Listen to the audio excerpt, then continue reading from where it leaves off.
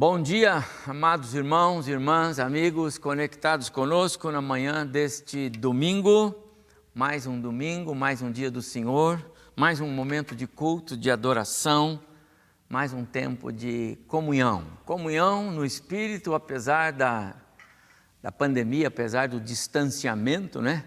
Apesar de não podermos estar reunidos aqui todos juntos, gostaríamos muito, não é?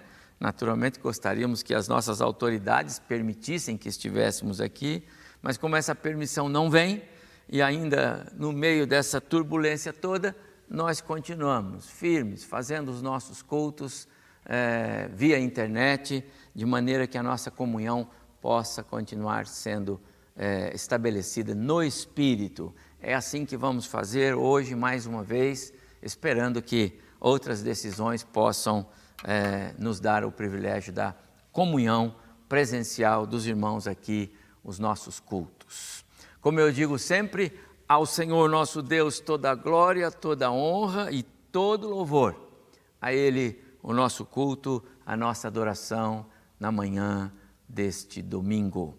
Vou ler para os irmãos apenas alguns versos e os irmãos vão identificar qual é o salmo.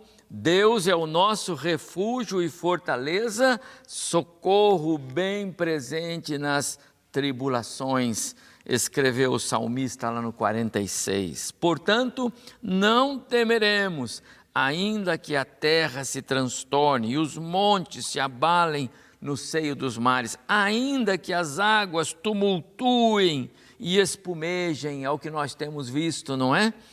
E na sua fúria os montes se estremeçam. E aí lá no final, no verso 10, o salmista diz: aquietai-vos e sabei que eu sou Deus. Meus amados irmãos, nós nunca vimos nada parecido com o que estamos vendo. Impossível fazer de conta que não é real. Nunca vimos isso. Vez por outra a gente vê alguém dizendo: não, os mortos são só 2.500, não são 4.000. Meu amado irmão, se fosse na nossa família bastava ser um. Não precisava ser 100, nem 200, nem 500, nem 1.000, nem 2.000, muito menos 4.000. Bastava ser um. Um pai, um filho, um neto, um avô. Deus tem sido misericordioso. Deus tem sido gracioso, Ele tem nos guardado, esse Deus, e é nele que nós nos aquietamos, não porque as coisas estão bem, não porque o contexto está bom, mas nós nos aquietamos porque Ele é o nosso Deus, nos guardou por um ano inteiro, pela misericórdia de Deus esta igreja não perdeu nenhum dos seus membros congregados em um ano de pandemia. Misericórdia, graça, favor de Deus. Eu não deixo de agradecer todos os dias ao Senhor por isto. Mas o fato é que nós vivemos dias muito difíceis. Vamos orar pedindo que o Senhor receba o nosso culto, a nossa adoração, nos aceite na presença dEle nesta manhã. Curve sua cabeça onde você está. Vamos falar com Deus. Pai bondoso, muito obrigado por esta hora de culto, por esse momento de adoração. Muito obrigado, ó Deus, pelos irmãos que já estão conectados conosco nesta manhã. Muito obrigado, Senhor Deus, pelos lares, pelas famílias, onde nós estamos chegando nesta manhã de domingo. E a nossa oração é que o Senhor nos abençoe, que esse tempo de culto, de adoração, de palavra, seja abençoador, seja edificante, seja desafiador, seja consolador, confortador. Nós precisamos do Teu conforto, precisamos, ó Deus, do Teu auxílio nesses dias tão difíceis que nós estamos atravessando. Rogamos, ó Deus, pelas nossas autoridades, rogamos, ó Deus, pelos profissionais da saúde, por aqueles que estão desenvolvendo essas vacinas, por aqueles que estão fazendo chegar essa vacina, esse meio de proteção a nós, ao povo de um modo geral no Brasil e no mundo. Que, ó Deus, que mais e mais vacinas cheguem. Temos visto que os resultados são positivos. Ó Deus, abençoa-nos como nação, abençoa-nos como povo, abençoa-nos como igreja neste lugar. Muito obrigado, porque o Senhor já fez muito por nós, mas nós continuamos rogando ao Senhor que o Senhor nos abençoe. Agora, recebe o nosso culto, recebe esse momento de adoração, é o serviço da nossa alma ao Senhor, e nós clamamos que o Senhor nos abençoe em cada momento deste culto, porque nós oramos com o perdão do nosso pecado e o fazemos em nome de Jesus. Amém. Esta semana nós fizemos um contato com uma irmã muito querida que vocês conhecem, Raquel Novaes, esteve conosco em algum tempo aqui, nos abençoando com suas canções, e nós fizemos um contato com ela porque ela tem um hino, uma música, que eu gostaria muito que fosse cantado no nosso culto hoje, tem tudo a ver com a minha palavra, e ela gravou um especial, e nós vamos ser abençoados com ela agora. Olá, meus irmãos da Igreja Cristã Evangélica Bosque, que saudade de vocês, Pastor Evaldo Degliani. É um prazer poder participar dessa celebração com vocês. E antes de cantar uma canção que fala sobre confiança, eu queria lembrá-los de um texto que tem sustentado meu coração nesse tempo de pandemia. E o texto é Romanos, capítulo 15, verso 13, diz: "O Deus da esperança os encha de toda a alegria e paz, por sua confiança nele, para que vocês transbordem de esperança, movidos pelo Espírito Santo." Essa é a minha oração, que à medida que nós confiamos nesse Deus poderoso, nesse Deus soberano, que o nosso coração se encha de alegria e paz, e que a gente transborde de esperança onde nós estivermos, pelo poder do Espírito Santo. Eu confio em ti, eu descanso em ti, tuas promessas se cumprirão, todas elas. Eu espero em ti, eu me alegro em ti, os teus planos jamais se frustrarão.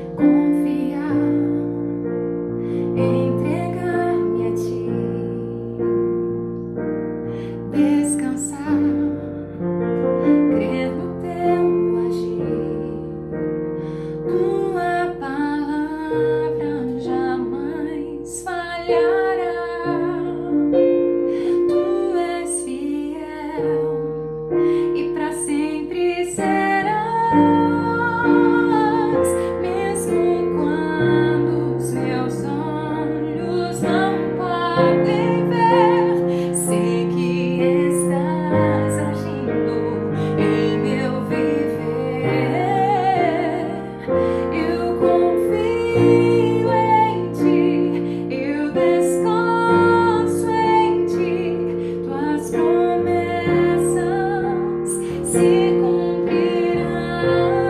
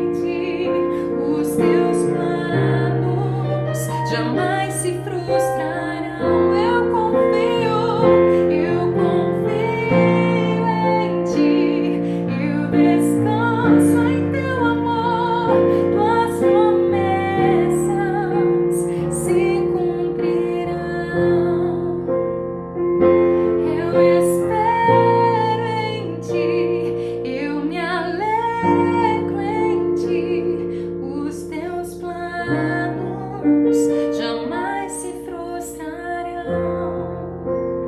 Tu és fiel. Descansamos na tua fidelidade, Senhor. E você se lembra disso aqui, ó? Tu és fiel, Senhor. Tu és fiel, Senhor.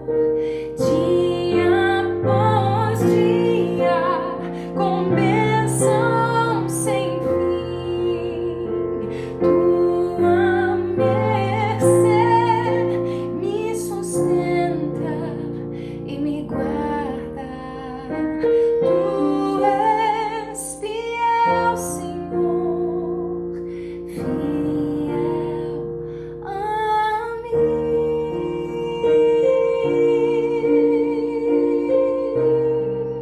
Amém. Que nosso coração descanse e confie nessa fidelidade do Senhor. Em nome de Jesus. Deus abençoe vocês.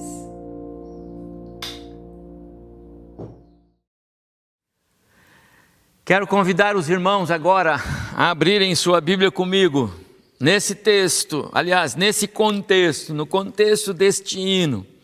E o texto que eu quero ler com os irmãos está em Lucas capítulo 7. Lucas capítulo 7, se você pode, por favor, abra a sua Bíblia. Aí, Lucas capítulo 7, uma passagem muito conhecida, não é? Mas eu quero extrair uma lição muito preciosa para nós aqui, e você vai participar comigo desta manhã, tá bom? Lucas 7, verso 11. Lucas 7, verso 11. Então escreveu assim o evangelista: em dia subsequente, dirigia-se Jesus a uma cidade chamada Naim, e iam com ele os seus discípulos e numerosa multidão. Como se aproximasse da porta da cidade, eis que saía o enterro do filho de uma viúva, e grande multidão da cidade ia com ela. Vendo-a, o Senhor se compadeceu dela e lhe disse: não chores. E chegando-se, tocou o esquife, e parando os que o conduziam, disse: jovem, eu te mando, levanta-te. Sentou-se o que estivera morto, e passou a falar, e Jesus o restituiu à sua mãe. Todos ficaram possuídos de grande temor, e glorificavam a Deus, dizendo: grande profeta se levantou entre nós, e Deus visitou o seu povo. Esta notícia a respeito dele divulgou-se por toda a Judéia e por toda a circunvizinhança. Amados irmãos, esta passagem, esta narrativa exclusiva de Lucas, traz um tema que considero dos mais importantes do cristianismo. Deus tem uma agenda. E eu quero falar sobre isso, a agenda de Deus. Deus tem uma agenda. E essa, meus amados irmãos, é a razão porque Ele não é surpreendido com as nossas necessidades. Deus tem tudo devidamente anotado. Ele não deixa de atender nenhuma só das suas anotações, nenhum só dos seus filhos ficam sem ser atendidos. Deus não remarca atendimentos, compromissos. Ele os cumpre com excelência, nenhum pode ficar para trás. E agora vem o mais importante, anote aí, mais extraordinário desse contexto, dessa introdução que eu estou fazendo sobre a agenda de Deus. Em algum lugar da agenda de Deus estamos nós. Em algum lugar da agenda de Deus estamos nós, eu e você. Em algum lugar da agenda de Deus estão os salvos em Cristo Jesus. Meu amado irmão, meu amigo, não existe nada mais precioso, não existe nada mais importante, nem neste mundo e nem no mundo por vir, do que estar na agenda de Deus. Foi o próprio Senhor Jesus, lá em Marcos capítulo 8, quem declarou: que vantagem terá alguém em ganhar o mundo inteiro e perder a sua alma. A passagem que lemos de Lucas 7:11 narra a história de uma mulher, na verdade era uma família, que literalmente constava na agenda de Deus. E eu quero falar sobre esta família e sobre o fato de que ela constava na agenda de Deus.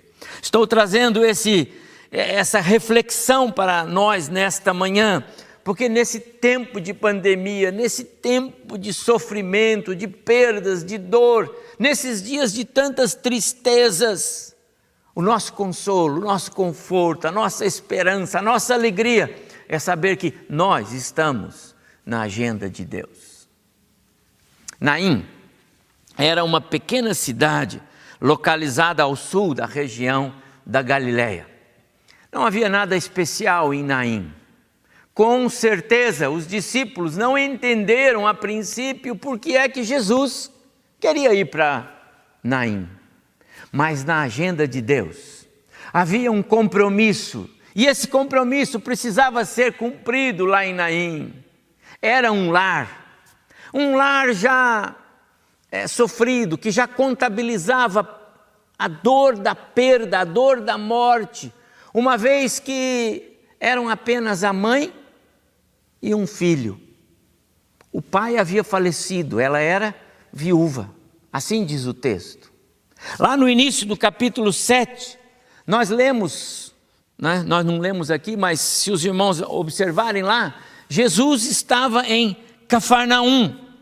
E a partir do verso 11, diz o texto que ele já estava, aliás, o verso 11 diz que ele se encaminhou, ele foi para a direção de Naim. Quero chamar a atenção para um fato. Naim ficava aproximadamente uns 40 quilômetros de distância de Cafarnaum. E o texto lá, o verso 11, diz que iam com Jesus os seus discípulos e numerosa multidão. Imagina esse cortejo, Jesus e aquele povo todo junto. E aí no verso 12, nós lemos assim: como se aproximassem da porta da cidade, eis que saía o enterro do filho único, é importante anotar isso, de uma viúva. Vejam que Lucas informa aqui, não se tratou de uma coincidência, porque saía o enterro, chegou Jesus com a multidão, ok? Aquilo não foi uma coincidência, estava a mão de Deus, não foi um encontro inesperado, estava a precisão de Deus em chegar naquele momento, naquele lugar. Jesus sabia o tempo em que ele deveria chegar. Ele tinha o controle do tempo e ele chegou no tempo certo. Uma informação importante que temos aqui também vem do contexto da família. Tratava-se do enterro do filho único de uma viúva. Amados irmãos, aquele cortejo fúnebre não era um cortejo qualquer. Aquele cortejo colocava um ponto final na vida de uma mulher. O filho, agora morto, ele era a sua única esperança, ele era a razão de ser da sua vida. Temos então um quadro de muita tristeza, um quadro de muito lamento, uma mulher em grande apuro, uma mulher em aflição. Naquela época, meus amados irmãos, as mulheres eram totalmente dependentes, quando casadas dos maridos, se solteiras de seus pais. Quando viúva, era o filho, que era então o seu arrimo, o seu amparo, o seu apoio, a sua proteção, a sua âncora, a sua segurança.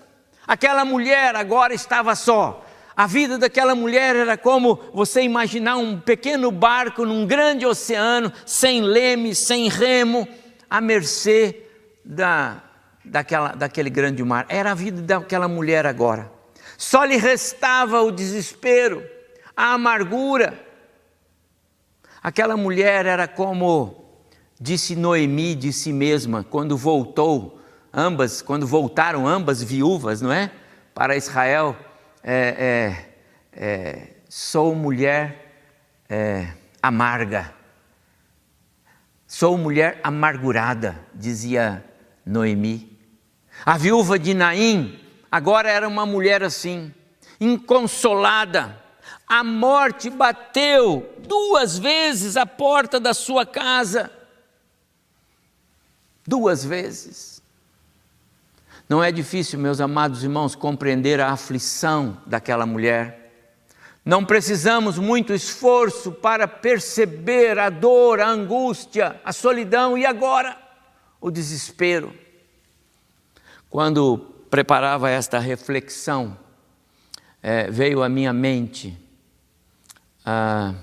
as muitas cenas de desespero e dor que tenho visto. Eu sei que você também tem visto todos os dias nos jornais, nas portas de hospitais, nos cemitérios, pelo Brasil e pelo mundo afora.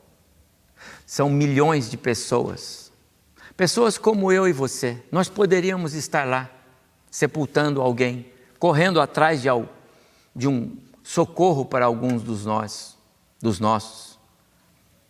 São muitas vezes irmãos em Cristo que estão sem o chão embaixo dos pés, quando a vida parece que perde o sentido. Para muitos, meus amados irmãos, a alegria se foi. Perdas que não serão mais recuperadas. Quantas famílias já foram afetadas e quem sabe quantas ainda serão. Como ignorar essa realidade? Deixe-me fazer uma pergunta. Você tem orado? Você tem buscado o Senhor para que a graça de Deus, a graça do Senhor nosso Deus, alcance esses lares enlutados? Não só os amigos, não só os irmãos que a gente conhece, irmãos em Cristo, não, mas de modo geral. Você tem orado para que Deus alcance e que Deus possa consolar, confortar? Deixe-me dizer uma coisa, nós não podemos jamais compreender a dor do nosso próximo até nos colocarmos diante de Deus em oração pelos que estão sofrendo. Grave isso, não podemos sentir a dor do outro se não intercedemos pelo outro, se não falamos com Deus pelo outro. Mas eu faço ainda uma outra reflexão aqui. Você agradece a Deus? Você tem sido agradecido a Deus todos os dias, porque o seu lar está preservado, mesmo diante desse tsunami que está às portas. Você diz obrigado, Senhor, porque eu e a minha casa, nós estamos na sua agenda e o Senhor tem cuidado de nós. Você tem feito isso? E mais, deixe-me dizer, antes que alguns de nós sejamos tentados a pensar que essa guerra não é nossa, o que eu posso fazer, pastor, por essa pandemia? Esse é problema das autoridades, dos governos, dos cientistas. Não é não. É nosso. Nós podemos e devemos orar. O Senhor é o grande Senhor de tudo isso. Jeremias capítulo 29, verso 7. O Senhor falou aos judeus que estavam na Babilônia: orem pela paz dessa cidade, porque na paz e no bem-estar dela, vocês terão paz. Amados irmãos, Deus está esperando que a igreja ore. Devemos sim interceder pela nossa nação, pela nossa cidade, pelas nossas autoridades. Podemos sim e devemos clamar para que venha a cura, que venha vacinas, que venha paz.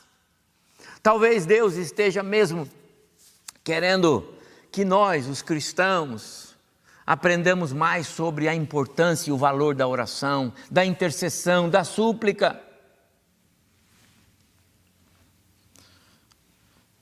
O autor de 2 Crônicas escreveu as palavras do Senhor: se o meu povo, que se chama pelo meu nome, se humilhar, orar e me buscar e se converter dos seus maus caminhos, então eu os ouvirei dos céus, perdoarei os seus pecados e sararei a sua terra.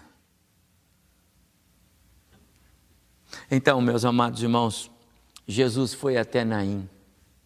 Jesus foi até Naim porque havia um compromisso na sua agenda, na agenda de Deus, naquela cidade.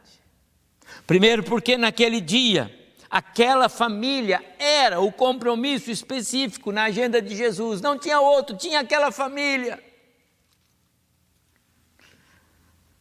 Alcançar aquele lar era o compromisso de Jesus naquele dia.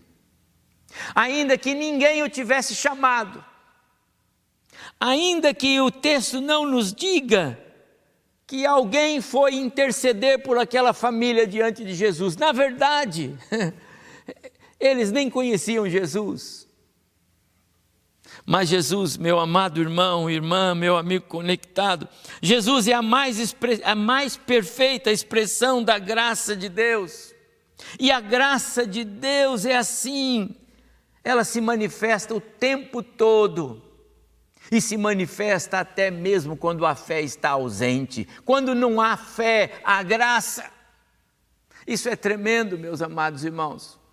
Foi assim que o meu e o seu nome, se você já tem Cristo como seu Salvador, foi assim que o nosso nome foi escrito na agenda de Deus. Isso é graça. Pode haver algo mais precioso do que isso?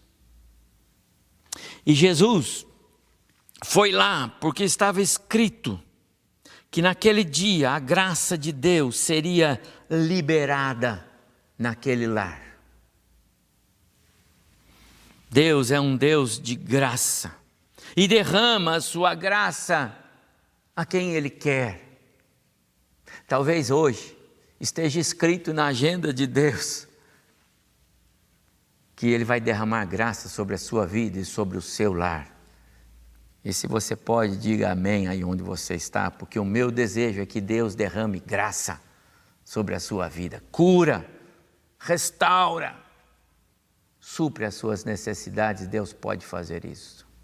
Há um segundo registro muito interessante, é que essa liberação da graça de Deus não se limita, como eu disse há pouco, a nada, e nem a uma expressão de fé. É espontâneo, é voluntário de Deus.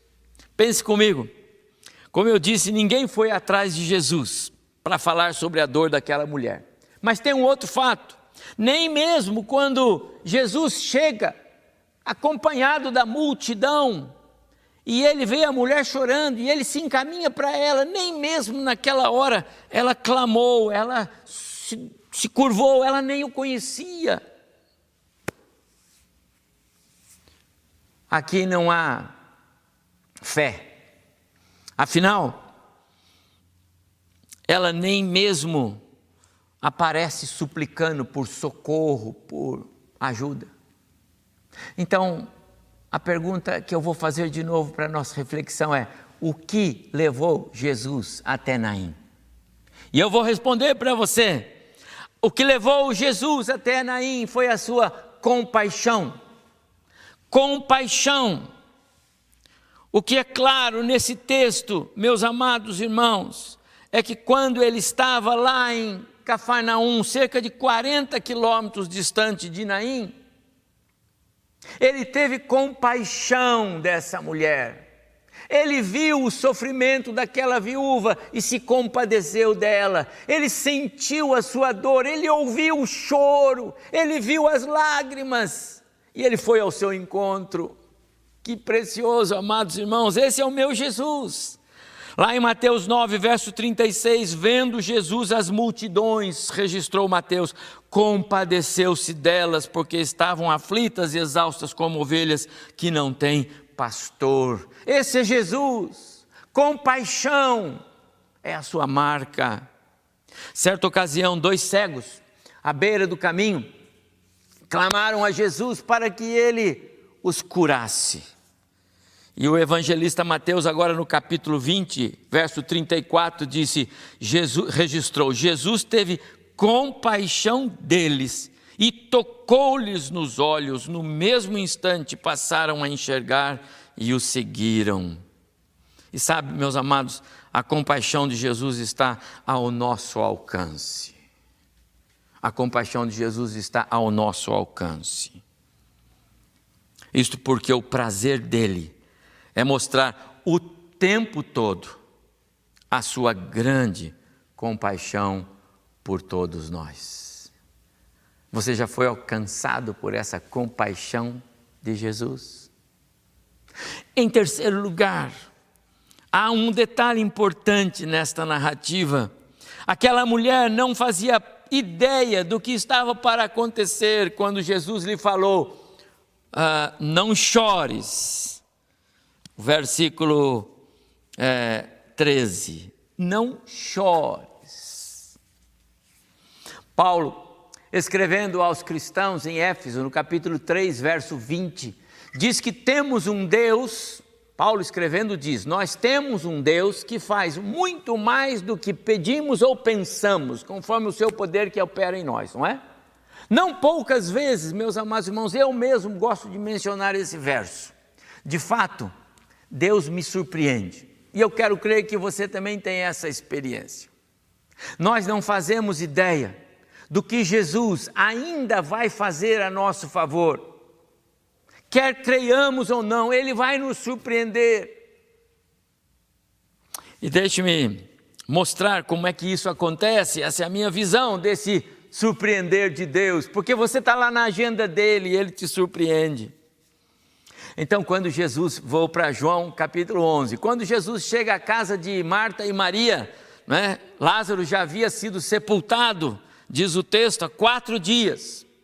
E então, Marta vai dizer a Jesus, se o Senhor estivesse aqui, meu irmão não teria morrido. E o Senhor Jesus responde para ela, Marta, teu irmão há de ressurgir. E a partir daí, os versos seguintes, lá do capítulo 11 de João, marcam um diálogo teológico de alto nível entre Marta e Jesus. E sabe por quê? Porque Marta, ela tinha visão da ressurreição no fim dos tempos. Marta tinha conhecimento bíblico. Mas Marta falava de coisas futuras. Ela não imaginava que Jesus estava dizendo, o seu irmão vai ressuscitar daqui a alguns instantes, Marta. Eu vou lá e vou ressuscitar. Não entrava na cabeça de Marta de jeito nenhum esse fato. Ela pensava em termos futuros. E Jesus está dizendo, Marta, teu irmão vai ressuscitar. Eu vou fazer isso agora. A ressurreição de Lázaro, a ressurreição física de Lázaro, estava na agenda de Deus naquele dia, mas não passava pela mente de Marta. A ressurreição do filho morto da viúva de Naim estava na agenda de Deus naquele dia, mas nem sequer passava pela mente daquela mãe, daquela viúva desconsolada. Mas Jesus foi lá, meus amados irmãos.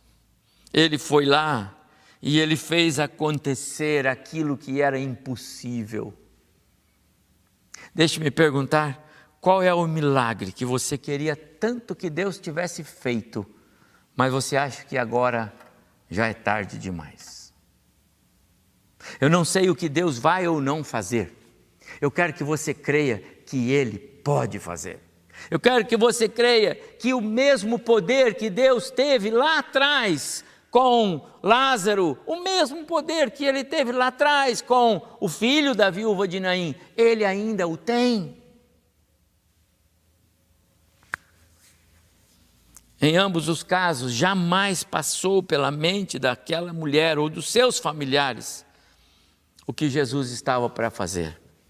Então, no verso 15, nós lemos, e sentou-se o que estivera morto e passou a falar. Ah, meus amados irmãos, por onde Jesus passa, a cura acontece, o poder se manifesta, a esperança é restaurada. E mais, esse poder é só de Jesus, viu? Só de Jesus. Vejam a cena, aquela mulher era muito amada, não era? O cortejo mostra isso. Ela era amada pelas suas amigas, ela era amada pela cidade, afinal era uma multidão com ela. E mais do que isso, aquele povo todo chorando e lamentando-se com ela. Eles gritavam, gritos de dor. Mas ninguém podia consolar aquela mulher. A comoção era generalizada, né? O choro, os lamentos. E mais do que isso, porque eles eram altos, fazia barulho, não é? Mas ainda assim, nada podia acordar o rapaz. O morto estava morto. Mas o que era impossível aos olhos humanos, Jesus faz com uma palavra doce, mas de poder. Levanta-te, verso 14. A voz do Deus Filho foi ouvida no mundo dos mortos. O morto que não ouvia os gritos da multidão, ouviu a doce e suave voz do Filho de Deus. Levanta-te. Aquele que certa vez disse: eu sou o caminho, a verdade e a vida, profere ali uma ordem de vida que gerou força naquele rapaz falecido. Meu amado irmão, meu amigo, não há limites nem obstáculos para o que Deus se propõe a fazer. Basta crer. Mesmo sem entender, mesmo sem compreender tudo ao seu redor, os planos de Deus, basta crer. Ainda que você sinta-se num beco sem saída, ainda que você não veja esperança, ainda que você não tenha mais ninguém para recorrer, você sempre terá Jesus. Creia que através de Cristo você está seguro, através de Cristo você está na agenda de Deus. E estar na agenda de Deus, meus amados irmãos, significa que Ele nos ouve, significa que Ele nos vê, significa que Ele vai suprir cada uma das nossas necessidades em Cristo Jesus. Escreveu Paulo aos Filipenses no capítulo 4, verso 19. Eu gosto de me lembrar de Gênesis capítulo 21. Lá nós lemos que Deus ouviu o choro de Agar e de Isaac, debaixo de um arbusto. Lembra? Quando eles foram mandados embora por Abraão, Deus ouviu o choro. Deus ouviu o choro de Ana, a mãe de Samuel. Deus ouviu o choro da viúva de Naim. Deus ouve a mim, ouve a você. Em Jesus, meus amados irmãos, sempre há esperança. Seja qual for a sua aflição, creia no milagre. Seja qual for a sua tribulação, a sua dor, creia no milagre. Em Jesus, nós estamos na agenda de Deus. Em Jesus, o nosso nome consta, por causa de Jesus, o nosso nome foi escrito na agenda de Deus. Eu quero convidar você a orar. Eu quero convidar você a entrar comigo na presença de Deus em oração agora. Eu quero terminar essa minha reflexão orando com você. Mas ao contrário de pedir a você que feche os seus olhos aí onde você está, eu quero pedir que você fique com seus olhos fixos aí na tela do seu televisor ou do seu computador, do seu tablet, do seu smartphone. Sabe por quê? Eu vou colocar na tela a oração que eu fiz. E eu quero encerrar essa mensagem orando com você. E a minha oração diz assim: socorre-me, Senhor, na minha fé. Ajuda-me, Senhor, a crer que o Senhor está sempre presente, mesmo quando eu não consigo vê-lo. Ajuda-me a crer que o Senhor continua agindo sem jamais falhar. Ajuda-me a crer, ainda que as circunstâncias digam ao contrário. Faz-me ver a cada dia que a sua vontade é boa e perfeita. Renova a cada manhã a minha esperança. Conserva os meus pés no caminho da dependência incondicional ao seu Espírito. Aquieta o meu coração nesse tempo de incertezas, de medo, dor, perdas. Ensina-me a crer que os seus planos se cumprirão em minha vida. Ensina-me a confiar, a esperar e a descansar no Deus da minha salvação. É a minha oração. Em nome de Jesus. Amém. Que Deus nos abençoe. Eu confio em Ti, eu descanso em Ti, Tuas promessas se cumprirão, todas elas. Eu espero em Ti, eu me alegro em Ti, os Teus planos jamais se frustrarão.